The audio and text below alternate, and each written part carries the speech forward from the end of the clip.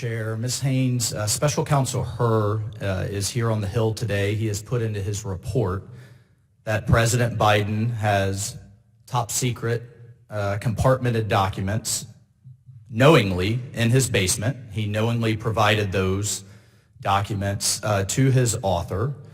Have you seen those documents? I have seen, I think, all of the documents that were part of the special counsel's. There were several boxes worth. Have you seen all of them, part of them? I've seen all of them, but I wouldn't say that I've read through all of them. They went through a classification review that we did within the intelligence community. Will you provide that review to this committee, this damage assessment to this committee? Will you commit to that? I think we did an overall damage assessment with respect to all of the different formers, documents, et cetera, and that's been provided to the Hill to, I think, the Gang of Eight, and we'll see whether or not we can provide any further. Who has possession of those documents now? Department of Justice. Okay, great.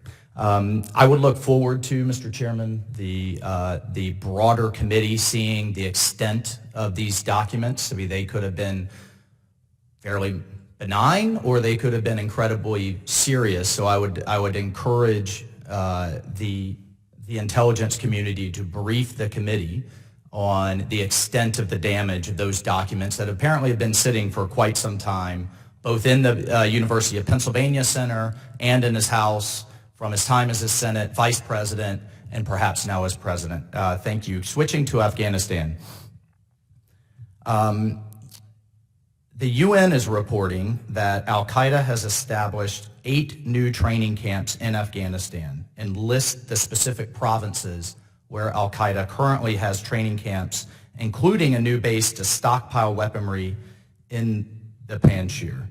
Yet the threat assessment says al-Qaeda is basically not much of a threat. Do you disagree with the UN Security Council's assessment, Ms. Haynes? Can we approach this in closed session, please? I would look forward to that. Would you say that at this point, al-Qaeda is more or less of a threat than 2020? Does al-Qaeda still intend to attack the homeland and Western interest if given the opportunity? We think they continue to have the intent, but not the capacity. Will they grow that capacity if given the opportunity? Sure. And the UN seems to think they are growing that capacity. So I'll look forward to whether you agree or disagree with that assessment. Switching to Russia.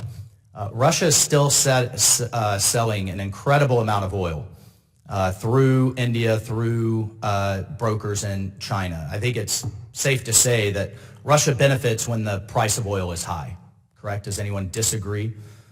This is how primarily Russia is fueling its war machine in Ukraine and its ambitions elsewhere. Do we agree? That's true. So it is, I think you'd also agree, less oil and gas on the international market drives the price high, and therefore both Putin and Tehran, for that matter, have their war coffers full. Does anyone disagree with that?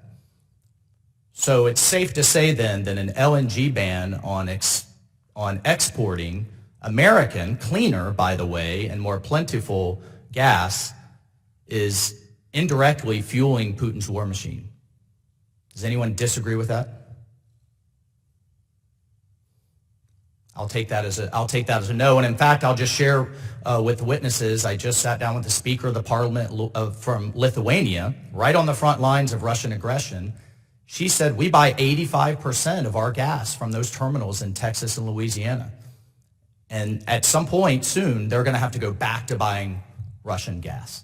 So we are literally, our domestic energy policy is creating dependencies and fueling Russia's war machine that then we're being asked to spend against by also continuing to support Ukraine. And we absolutely should stop Putin. But we have to examine our own policies and what that's doing for both Tehran and for Moscow. Yet in the assessment, there's nothing on energy policy.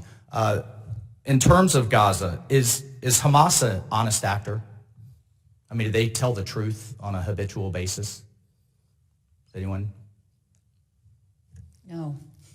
Okay, so we have a casualty figure coming from the Hamas-run health ministry that is continually reported. I don't think if Putin was talking about a Russian-run health ministry and their casualties, we would take that as face value. Does the intelligence community take the 30,000 figure at face value, or do you have some independent verification there?